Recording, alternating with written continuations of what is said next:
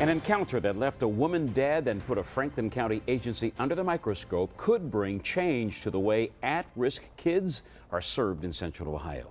Thanks for joining us at 6. I'm Jerry Revish. And I'm Kristen Hartman. Child welfare workers, juvenile court officials, foster care providers, and mental health experts are working together to address problems plaguing the system. Franklin County Children's Services launched a wide-ranging review after police say a 16-year-old stabbed a Blendon Township woman to death in a park near his group home. 10 TV's Jessa Goddard joins us with more on this community conversation. Jessa. Kristen, Jerry, one child welfare expert declared it a state of emergency, telling me this is not just a children's services issue, but a community concern. And if we do not address the problems and quickly, those issues could become another tragedy. Jane Juergens was found stabbed to death while jogging here in Ridgewood Park on October 20th. Charged with her murder, 16-year-old Jordan Stewart, who lived with 3 other boys at this group home near the park. We had very few indications that there were any issues, any more than any other child that we had taken care of. Daniel Swickert is the president of Consumer Support Services, which owns the group home where Stewart lived. And I don't know where this broke down here, if there is a breakdown.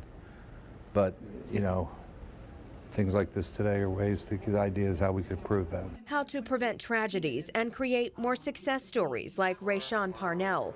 For 8 years, Parnell was transferred from place to place, living with up to 9 others at a time in group homes just like Jordan Stewart. I was in foster homes and group homes with people who failed, people who died, people who strung out on drugs. Today, Parnell is a third-year college student with plans to attend graduate school. I slipped, it wasn't easy. I'm not going to sit here and say that it was easy. It was very hard, and still today, staying on track, it's still hard with all the distractions and stuff. With today's summit and a review of all group home placements in Franklin County already underway, those on the front line say the time to fix the system is now. There is a sense of urgency out here, so we don't continue to lose lives, have people fall victim to senseless violence, et cetera, in the community.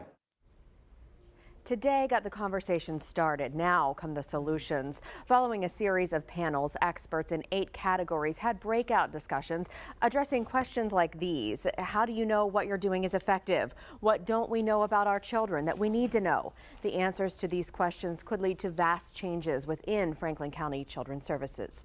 Jerry, Kristen. They're all good questions, and residents we met have had one more. They want to know where Children's Services draws the line with the placement of kids with violent pasts in group homes. Can we expect any changes there? Well, Kristen, that is what this summit is hoping to address. How do you define that? What is considered violent and who is a threat?